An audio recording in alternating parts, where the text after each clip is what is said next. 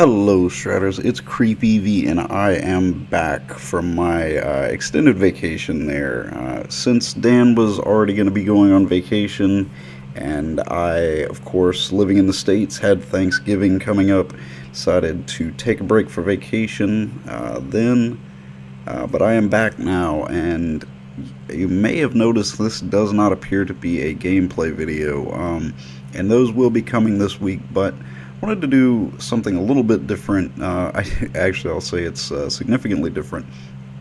I was thinking about turning this into a kind of a news video, but it really isn't.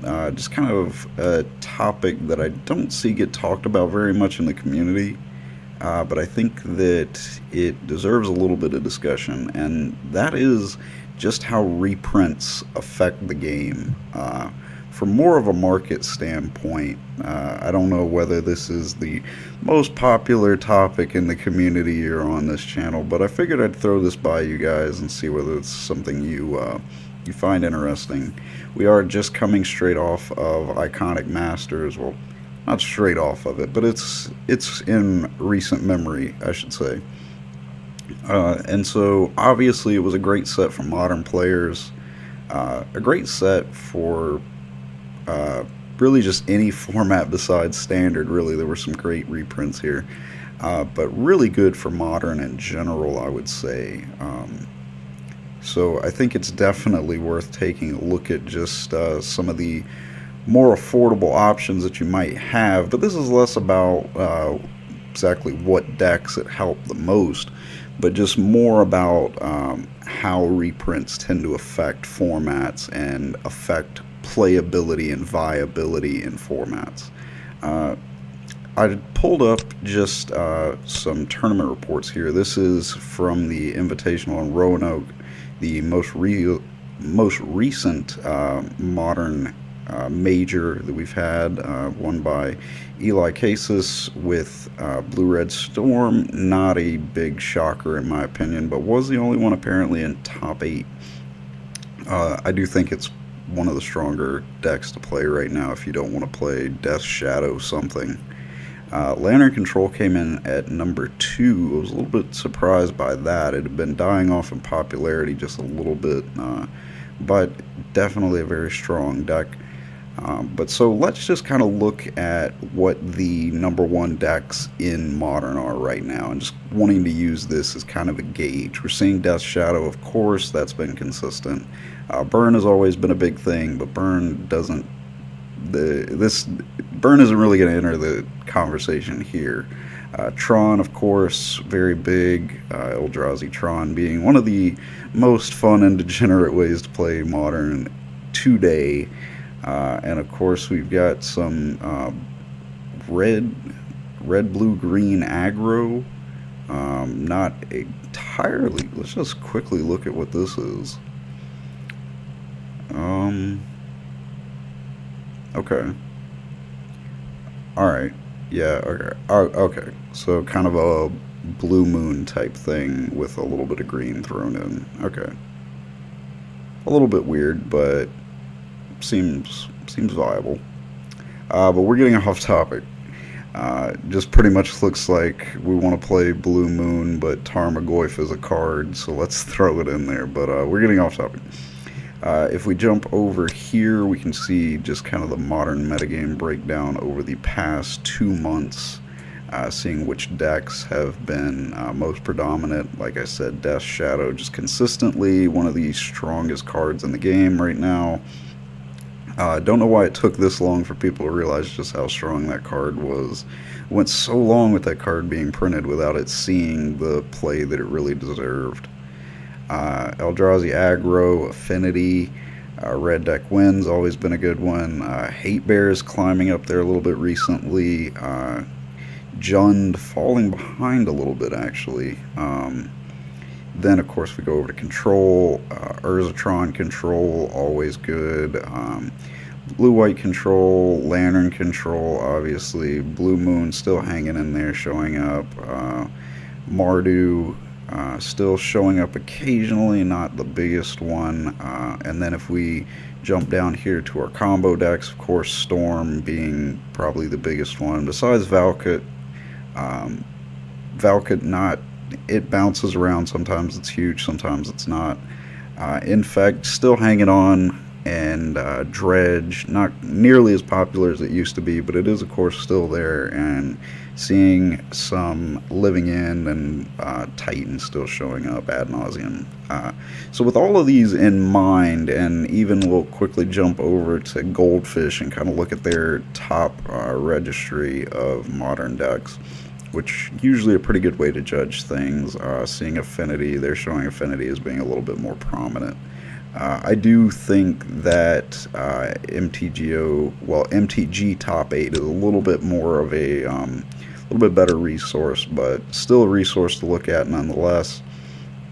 So now with these decks in mind, let's just look over. I've pulled up the Iconic Masters set list on TCG Player, and I'm just filtering it by price, starting at the highest, going to lowest, and just with near mint and English only. And I didn't put in normal or foil. We're just going to see what the best prices for each individual card are at near mint condition. So of course we've got Mana Drain popping up. Anytime you see this card get reprinted, you're going to see the price still be pretty high up there. First one to talk about here, Aether Vial. This is a card with not enough printings. We definitely want to see it get printed every now and then. $25, $26 seems like a good price. Cryptic Command, another card that can be printed as many times as they want, in my opinion. This card is always going to be good. It's always going to be worth money, and picking them up at what, $16.50 here, that's a good price. Good to see Flutterstorm again. Thought Seizes, this is a card that really deserved a reprint. Ancestral Visions, good to see it, and I love this artwork, by the way. I absolutely adore that artwork. Jumped up there. Avacyn, nice to see Avacyn get reprinted, but not exactly a modern staple. Good to see Elshnorn get reprinted. Good to see Archangel for the Soul Sisters players. Grove getting reprinted was fantastic. I love seeing that get a reprint. Seeing Consecrated Sphinx get a reprint, all nice things. Bloodghast getting a reprint was very good.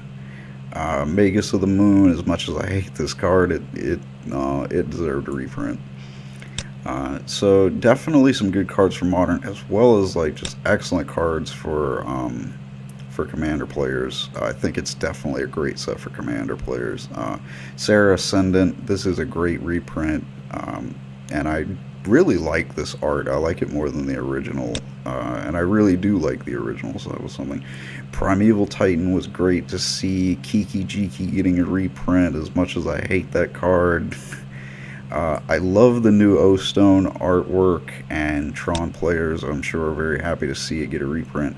Auriok Champion, I was so happy to see Auriok Champion get reprinted, because I have been putting off buying one of these things for so long, because at one point they were like $35, and now to see them go to $5, I was looking at a foil for like $9 the other night. This is a card that has not seen a print in a while, and I'm pretty sure it's only one printing of it thus far. So that's a great choice for a reprint. Mishra's Bauble was a pretty good pick. Kind of didn't seem like a great pick at first until I looked at some of the prices and realized, like, well, it could use it. Lotus Cobra, unfortunately, I did not sell my Lotus Cobra in time, and so I'm kind of hating that reprint. Night Reliquary, always good to see. Supreme Verdict needed a reprint as well. So we're definitely seeing, now we're getting down into the thing. It's Genesis Wave getting reprinted. That sucked because I just recently bought mine. We are, of course, getting down into the Lightning Helix there for the Burn players as well. I said that we weren't going to talk about Burn too much. Rest Angel, good to see. Got the really nice artwork too. I really like the Star Dragons getting reprinted here, even though most of them, I believe if not all of them, got reprinted in the Commander decks, but with some very nice artwork in this thing. One that I really wanted to talk about, Swords of Plowshares. This was an excellent choice for a reprint. I love to see it. River of Tears, nice. But so that's really it for the prices that I wanted to talk about. Now I kind of want to look at the impact on the format, and specifically modern. There are obviously some cards that were reprinted here that apply more to vintage and legacy, but and of course Commander. But we're going to talk about modern for right now. Modern is historically, if we take out Commander, because Commander is highly variable. You look and like Pauper really doesn't count in this equation. The price gaps always go that you have standard being the cheapest, then you go to modern, then you go to legacy, and then you go to vintage. So standard is very new player friendly because newer players, they don't have the older cards that a lot of modern players that have been playing for a while, they might already have those cards that they've been sitting on for a while.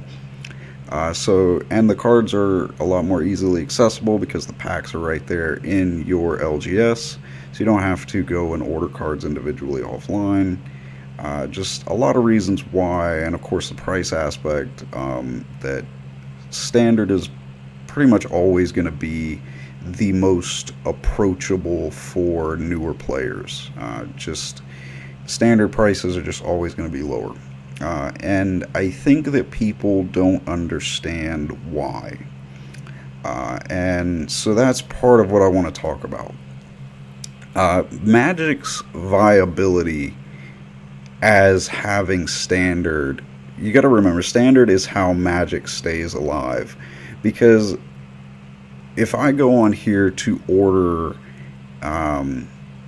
a Lightning Helix, I am ordering a Lightning Helix from somebody on TCG Player.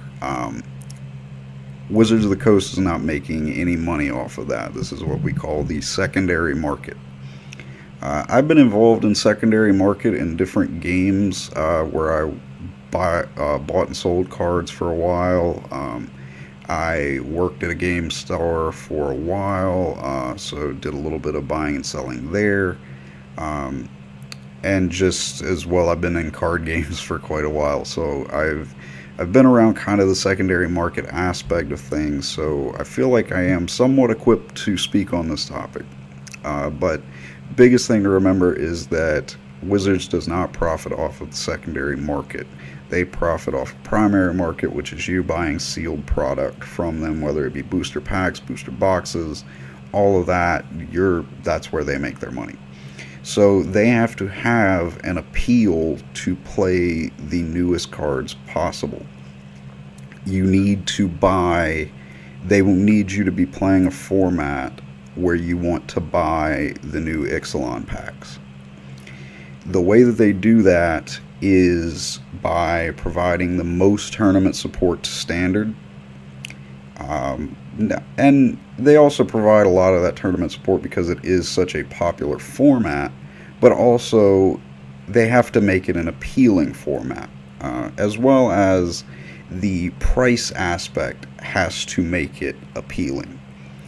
And that's the biggest thing for anybody playing card games, really, is how do we still manage to pay our rent and play these very expensive card games. So we might all want every card to be 50 cents and then we could play any vintage deck that we wanted. That's an ideal world for us. But as soon as that world comes to be, Magic no longer exists because Wizards cannot continue to make product because everybody's going to play vintage, and because they can now.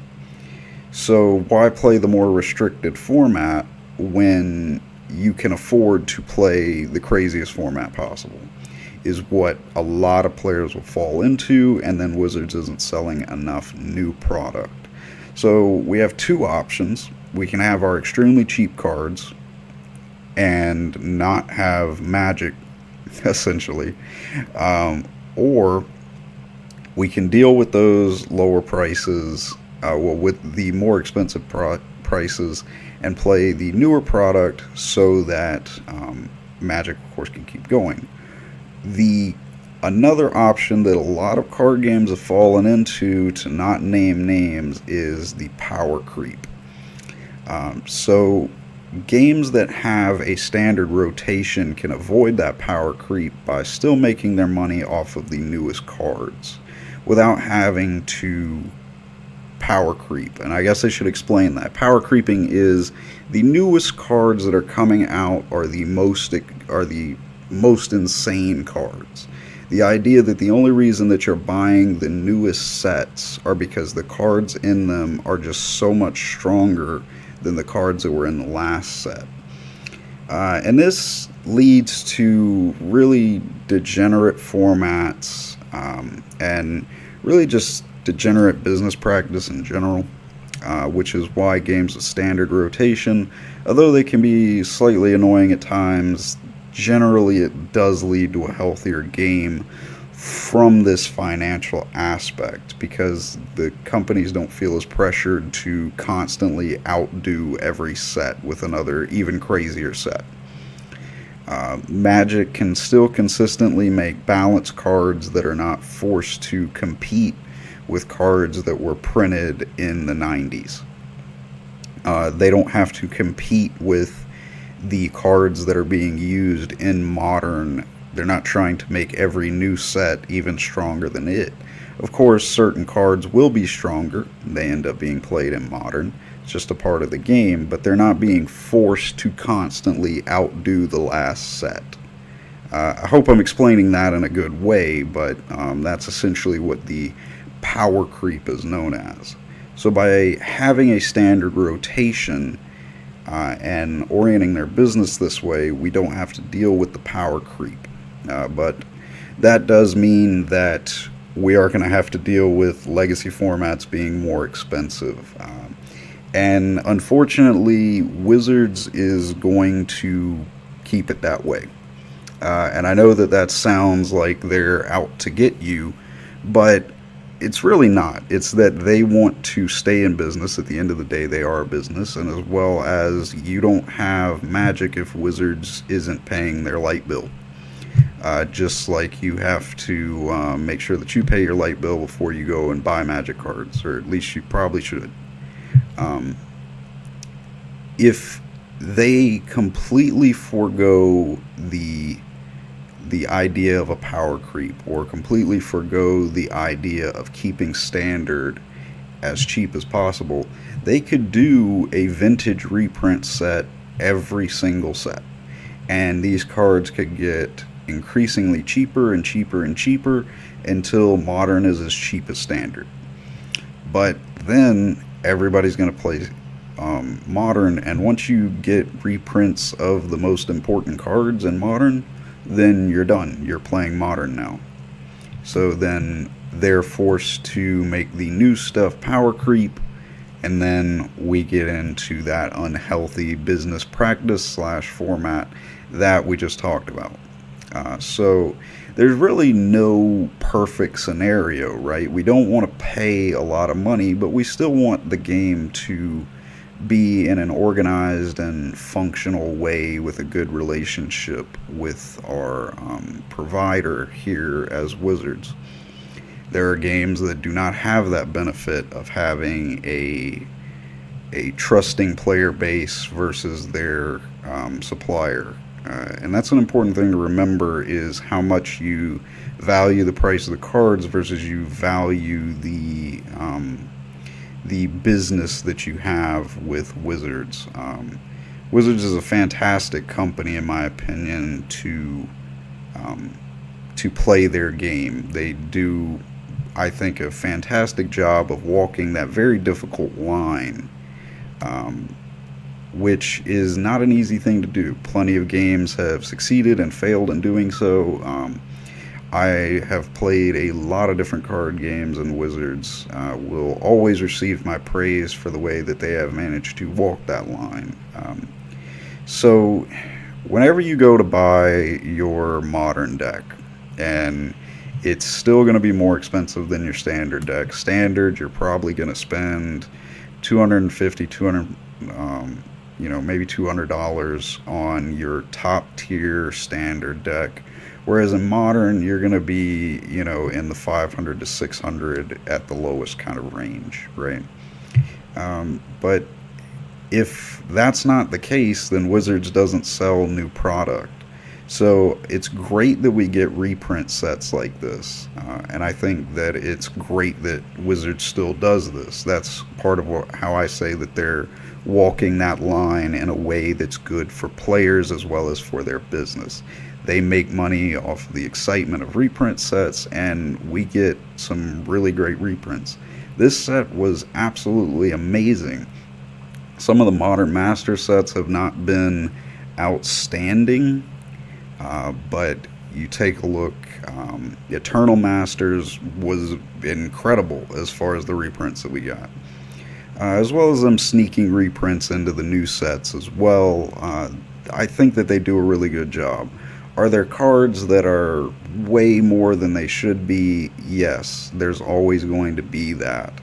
And I know that you might be sitting there looking at looking at all the cards that you need for your Tron deck and saying, I want this deck to be cheaper. Why can't it be as cheap as standard? And that's why it can't be as cheap as standard, because then Wizards can't pay the bills.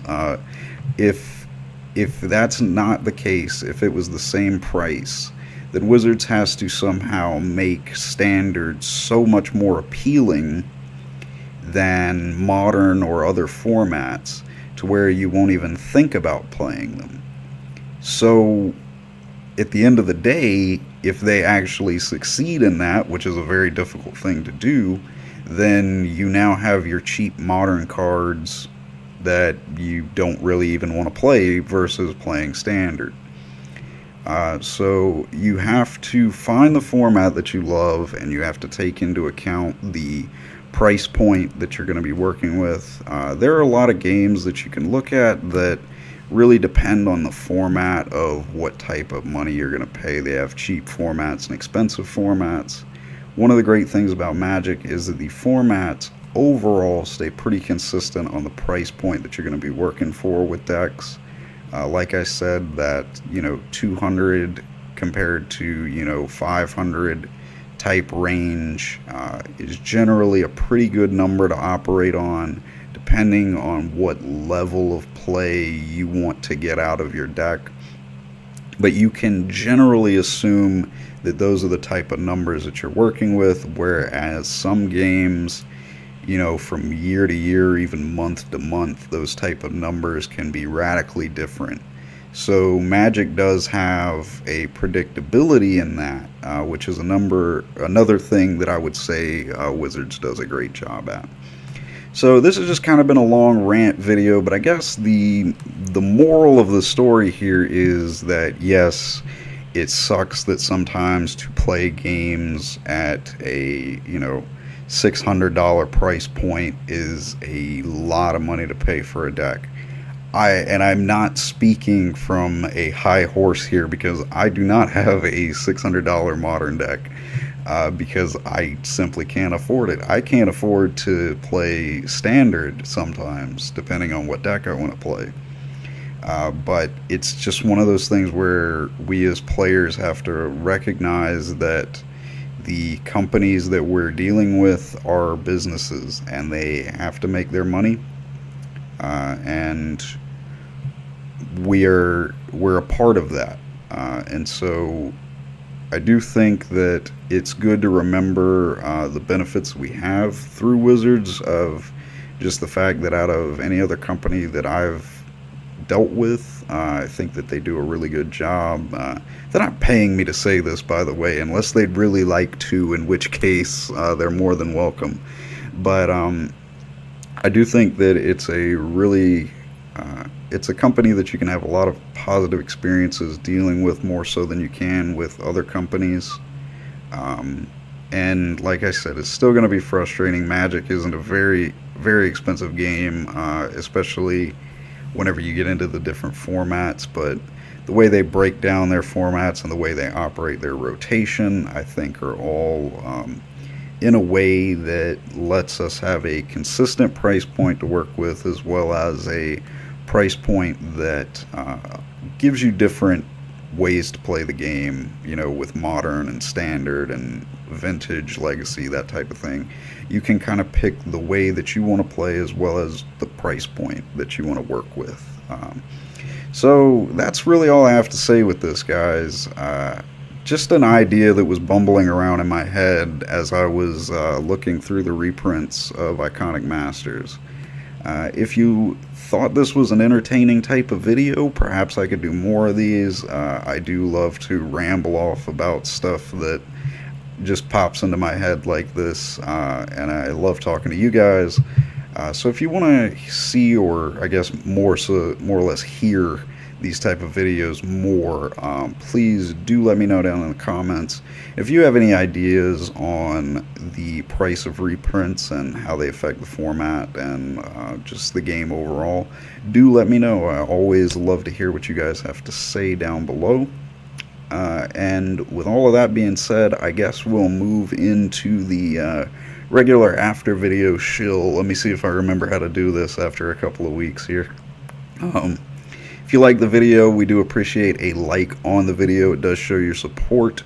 And as always, you can subscribe to the channel to see all of my videos as well as all of the other videos from the wonderful people here at Magic Gathering Strat.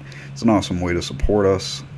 As well as you can check out my YouTube channel, which will be in the description, as well as the link to my Facebook page, where I post anytime that I'm recording videos on MTGO or when I post on my own channel, as well as for videos here at Strat. So you'll have all of that in one place, very easy to find, makes things real nice and easy for you, so I definitely recommend that. With all of that stuff being said, guys, I will see you in the next episode.